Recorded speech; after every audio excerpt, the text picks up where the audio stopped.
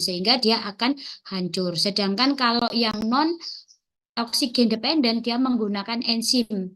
Ada enzim defensin, lisosim, kemudian bacterial bacterial permeability increasing, sehingga bakteri tadi akan pecah.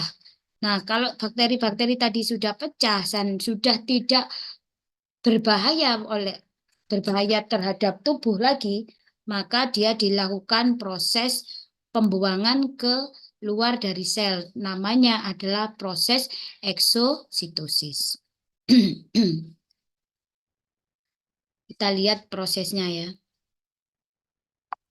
In this example of phagocytosis, white blood cell called a neutrophil will ingest and digest a microbe. It has receptors on its cell membrane which recognize microbes, and when a microbe binds to these receptors, this can initiate the process of phagocytosis. After the microbe binds, the cell membrane begins to engulf inward, forming a pocket, pulling the microbe into the interior of the cell. Extensions of the cell membrane, known as pseudopods or false feet, begin to encircle the microbe. Once these pseudopods fuse, they will then completely contain the microbe in an internal membrane bag known as a vesicle. This is no longer a pocket, but an internal membrane bag known as a vesicle. Inside the cell, the vesicle can fuse with lysosomes. These lysosomes are vesicles which contain digestive enzymes in an acidic juice. Lysosomes are formed at the Golgi as digestive enzymes are targeted to be packaged together in bags which will become acidic as they pump protons. The digestive enzymes from the lysosomes, after fusing with the vesicle, then begin the breakdown of the microbe. This kills it, and as it is broken down, nutrients can be absorbed into the cell. The vesicle is lined by the cell membrane remnants after all, and the cell membrane functions in transport. So after being digested by the acid and digestive enzymes the lysosomes brought, then the microbe has been broken into pieces and some can be absorbed. A vesicle may contain undigestible waste. Such a vesicle may be moved to the cell membrane in the process of exocytosis. As the vesicle fuses with the cell membrane, this waste can be expelled from the cell. Itu tadi gambar dari proses fagositosis. Ya, jadi yang pertama itu adalah harus terjadi perlekatan antara mikroba dengan reseptor yang ada di permukaan dari sel fagositosis.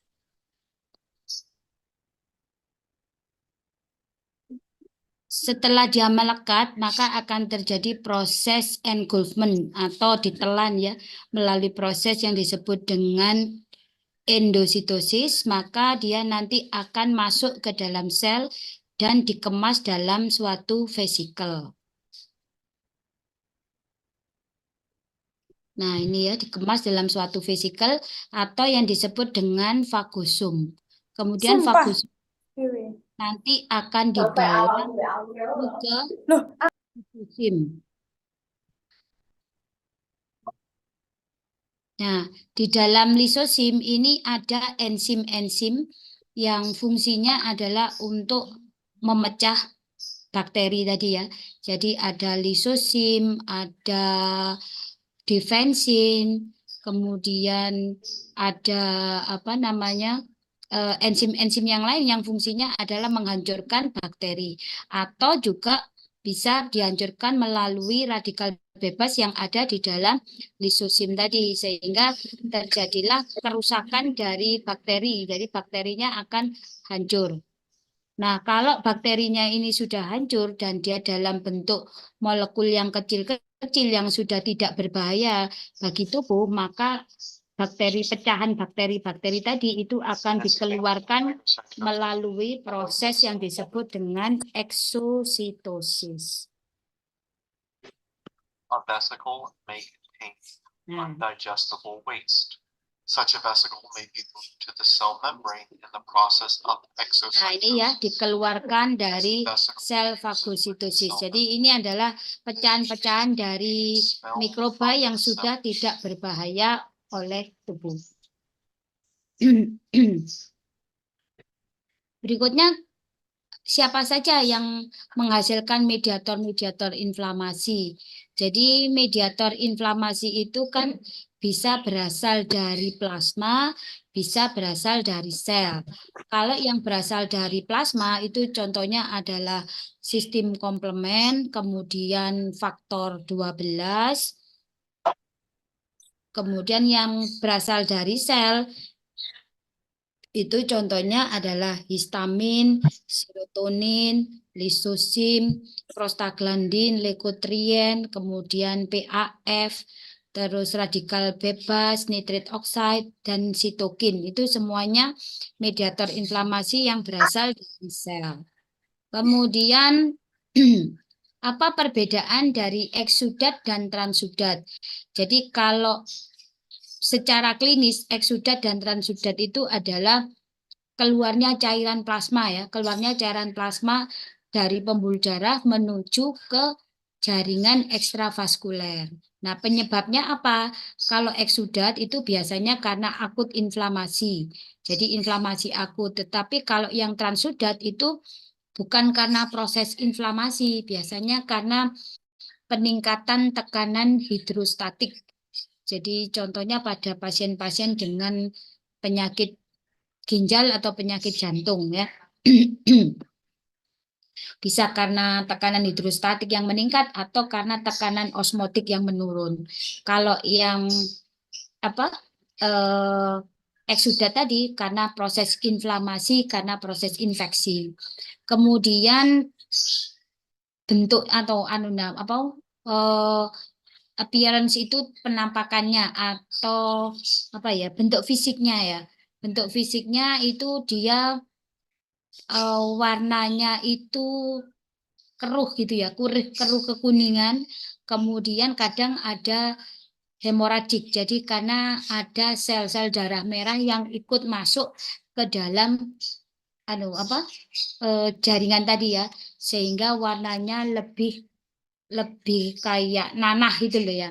Nah, kalau yang transudat itu warnanya jernih, kemudian jernih, bening, dan berwarna kuning kepucatan. Jadi kayak serum darah.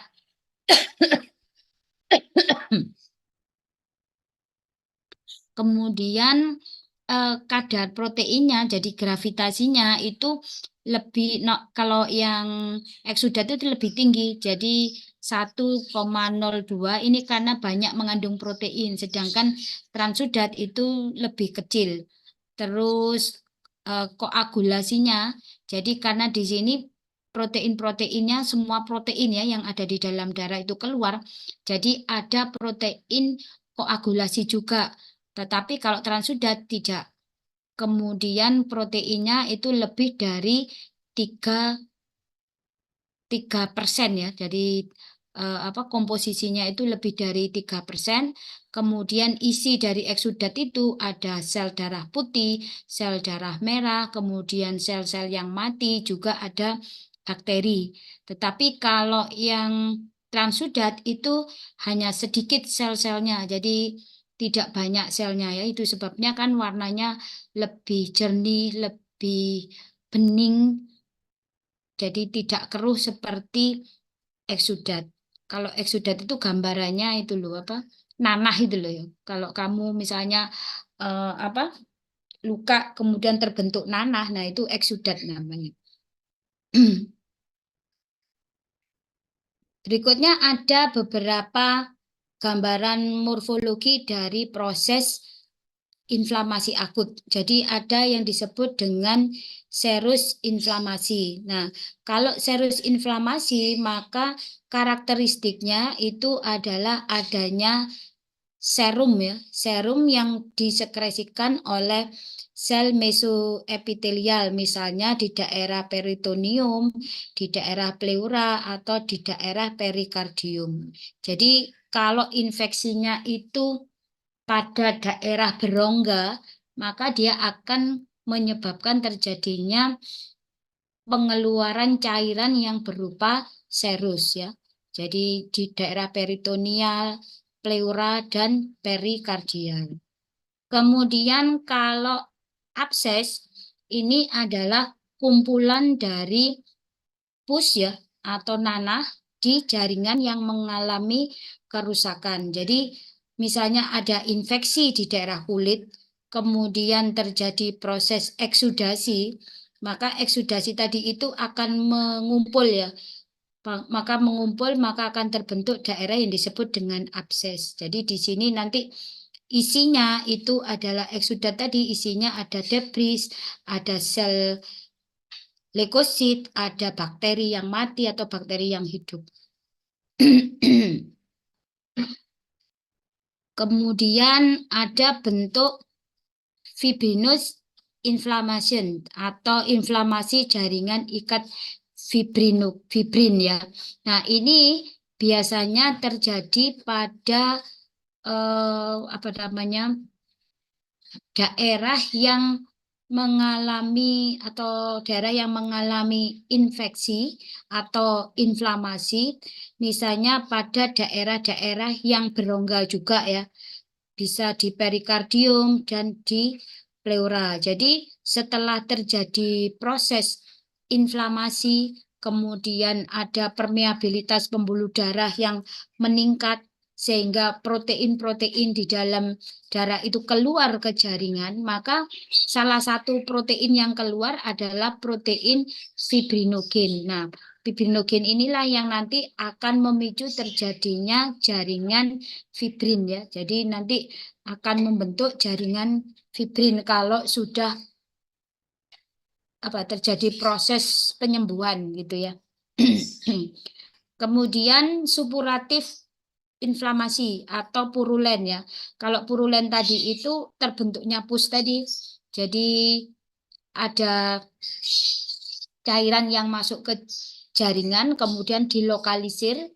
Nah, setelah dilokalisir cairan yang masuk tadi kan isinya ada protein, ada sel yang mati, ada sel leukosit, kemudian ada juga bakteri-bakterinya ya, sehingga ini yang disebut dengan supuratif inflamasi atau inflamasi dalam bentuk nanah. Kemudian dua macam dari proses supuratif tadi itu ada yang disebut dengan abses. Jadi abses tadi itu jaringan yang mengalami supuratif inflamasi tadi itu akan dikapsul, artinya dibungkus gitu ya, dibungkus oleh pyogenik membran, di mana pyogenik membran itu terdiri dari jaringan ikat fibrin, kemudian jaringan inflamasi dan jaringan granulasi.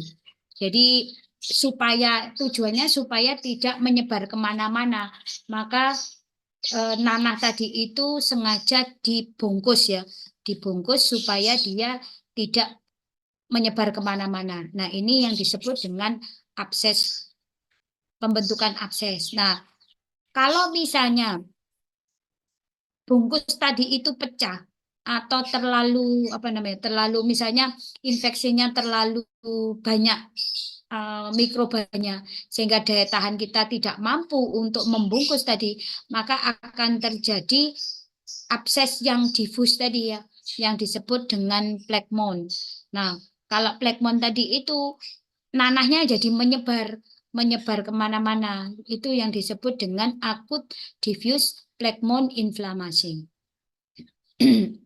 Ini contohnya misalnya penyebabnya adalah bakteri Streptococcus, kemudian bakteri ini akan menyebabkan terjadinya kondisi namanya adalah selulitis ya.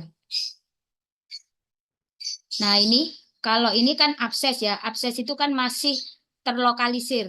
Ini kalau daya tahan kita masih bagus, maka akan terjadi proses melokalisir dari jaringan yang terbentuk supuratif tadi, inflamasi. Jadi nanahnya akan dilokalisir supaya tidak menyebar kemana-mana.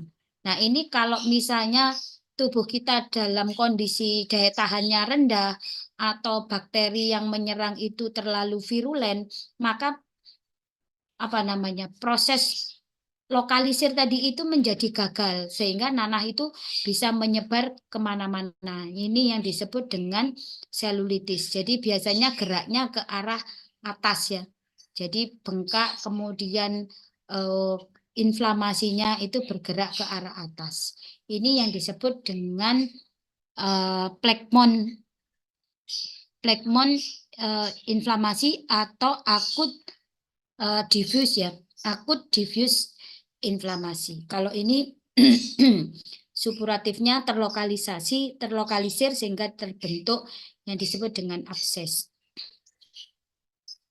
Kemudian ada kataral inflamasi. Jadi kataral inflamasi ini apabila inflamasinya terjadi pada saluran yang menghasilkan mukus ya. Contohnya adalah saluran pencernaan ataupun saluran pernafasan. Jadi biasanya cairan eksudat yang dihasilkan itu lebih kental karena mengandung mukus ya. Jadi ada bakteri, ada sel yang mati kemudian bercampur dengan mukus. Jadi cairannya menjadi lebih kental. Itu yang disebut dengan kataral inflamasi.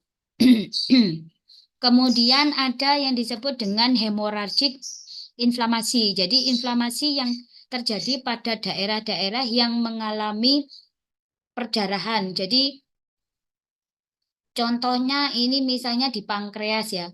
Di pankreas ada inflamasi, kemudian pembuluh darah kecil di pankreas tadi itu pecah sehingga akan terjadi proses perdarahan, bintik-bintik perdarahan. Nah, ini yang disebut dengan inflamasi hemoragik. Kemudian efek dari akut inflamasi. Jadi inflamasi tadi kan sebenarnya prosesnya alamiah ya, fisiologi. Tetapi kalau dia berlebihan itu menjadi patologis. Nah, apa sih sebenarnya fungsi menguntungkan dari proses inflamasi? Yang pertama adalah dilusi dari toksin. Jadi misalnya ada racun atau toksin yang dihasilkan oleh bakteri, kemudian dengan adanya plasma yang masuk ke dalam jaringan yang mengalami kerusakan tadi, maka toksin yang ada di jaringan tadi itu menjadi diencerkan ya, sehingga efeknya tidak menjadi berlebihan terhadap jaringan, sehingga kerusakannya juga akan menjadi lebih rendah. Kemudian yang kedua, adanya protein yang masuk itu salah satunya adalah antibodi. Maka antibodi di sini nanti akan berikatan dengan antigen-antigen yang merusak jaringan. Atau dia juga akan ada komplement protein ya, sehingga leukosit itu akan lebih mudah mengenali antigen yang harus difagositosis. Kemudian juga akan ada protein fibrinogen yang masuk. Nah, protein fibrinogen ini akan menginduksi terjadinya proses penyembuhan sehingga bakteri itu dilokalisir ya, karena dia akan membentuk jaringan ikat fibros sehingga bakteri itu tidak menyebar kemana-mana tapi dilokalisir sehingga akan lebih mudah untuk diproses fagositosis. Itu adalah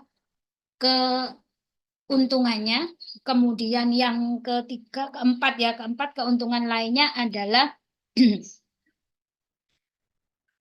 adanya protein-protein di dalam darah tadi itu berperan di dalam proses fagositosis.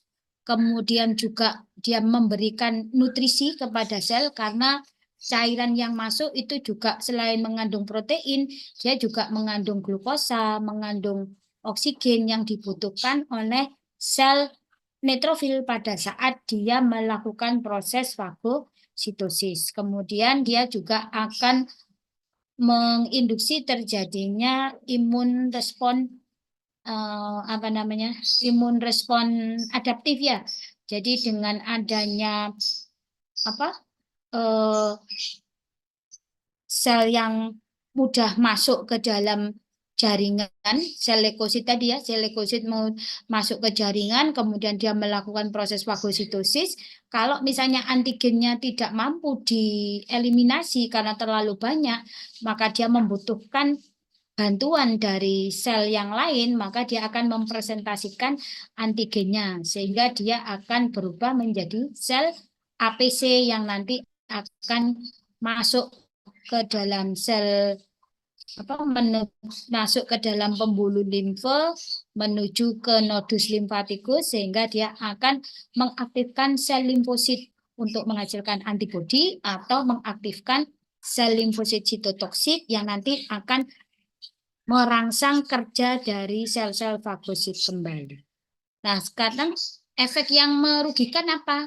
Yang merugikan adalah pertama kerusakan dari jaringan ya, karena adanya inflamasi tadi itu kan akan menyebabkan terjadinya nekrosis ya, nekrosis dari sel. Jadi leukosit tadi kan kadang untuk untuk membunuh bakteri, dia harus juga membunuh sel-sel yang ada di situ. Jadi sel yang terinfeksi dibunuh semua, sehingga akan terjadi proses nekrosis dari jaringan. Sebenarnya dengan adanya nekrosis jaringan itu harapannya nanti akan dimakan oleh sel leukosit yang lain, sehingga jaringan menjadi lebih lebih cepat bersih gitu ya. Tetapi karena jumlah bakterinya lebih banyak, maka sel nekrosisnya itu menjadi menumpuk. Nah, sel nekrosis yang menumpuk tadi juga akan semakin memicu terjadinya proses inflamasi. Kemudian yang kedua adanya pembengkakan, ini kan juga akan menyebabkan gangguan dari fungsi tadi ya.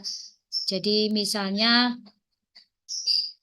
pembengkakan, kalau terjadi pembengkakannya itu di otak, karena misalnya karena proses infeksi di daerah meningen, maka akan terjadi penekanan dari sel neuron yang sehat. Nah, kalau sel neuron yang sehat itu tertekan, tekanan intrakranialnya menjadi meningkat, maka akan terjadi gangguan dari fungsi neuron itu sendiri, sehingga mungkin pasiennya menjadi hilang kesadaran atau kejang, atau mungkin bisa menyebabkan terjadinya kematian. Kemudian bisa juga terjadi respon yang tidak sesuai. Contohnya misalnya dalam kondisi hipersensitif.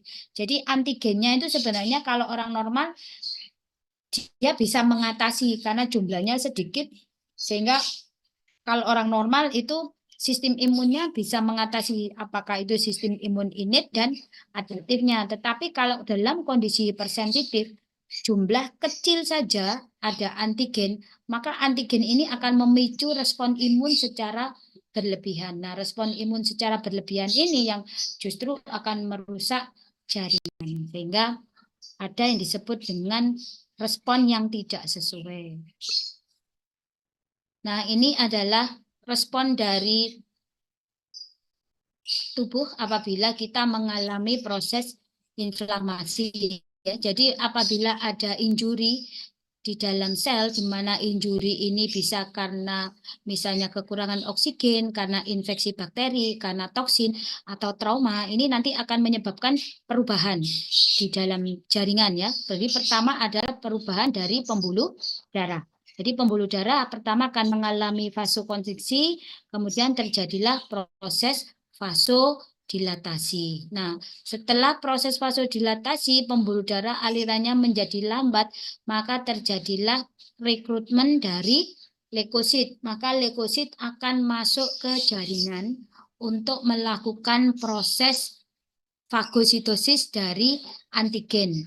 Nah, kalau fagositosis antigen kemudian jaringan-jaringan yang mati ini sudah selesai dilakukan, maka tugas dari leukosit sudah selesai, maka dia akan menginduksi terjadinya proses penyembuhan. Jadi pembuluh darah akan kembali ke ukuran semula, kemudian jaringan sudah bersih, akan terjadi proses penyembuhan dari jaringan.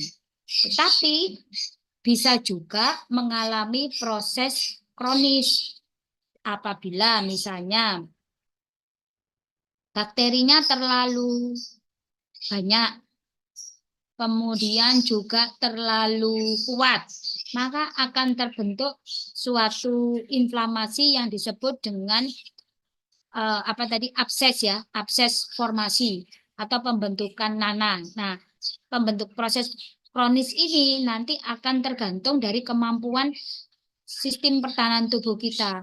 Kalau misalnya sistem tubuh kita itu mampu mengatasi, maka nanti akan terjadi proses penyembuhan, di mana proses penyembuhan tadi itu pembuluh darah akan mengalami kembali ke ukuran semula, kemudian debris dan bakteri itu sudah hilang dari jaringan sekitarnya, kemudian akan terjadi proses penyembuhan, yaitu mulai terbentuk jaringan-jaringan granulasi. Kemudian bisa juga mengalami proses yang kronis. Jadi kalau proses yang kronis itu terjadi karena satu, daya tahan tubuhnya yang rendah, kemudian yang kedua, injurinya itu terus-menerus ada, kemudian yang ketiga ada proses autoimun, kemudian yang keempat ini biasanya disebabkan karena infeksi yang terlalu kuat ya. Jadi infeksi terus-menerus terlalu kuat, kemudian terlalu banyak antigennya dan daya tahan yang rendah. Ini nanti akan menyebabkan terjadinya proses inflamasi yang kronis, di mana proses inflamasi kronis itu terjadi proses inflamasi yang disertai dengan proses penyembuhan yang tidak sempurna. Jadi ada penambahan pembuluh darah, ada penimbunan jaringan scar ya, jadi jaringan sikatrik gitu ya. Kemudian juga ada sel-sel mononuklear infiltrasi di daerah yang mengalami inflamasi. Contohnya apa ya? Contohnya pada TB ya, pada kasus TB. Kemudian pada kasus apa itu? Jaringan parut yang berlebihan itu, keloid. Nah, itu adalah proses yang inflamasi terjadi secara kronis. Ini adalah kuliah hari ini. Ada pertanyaan?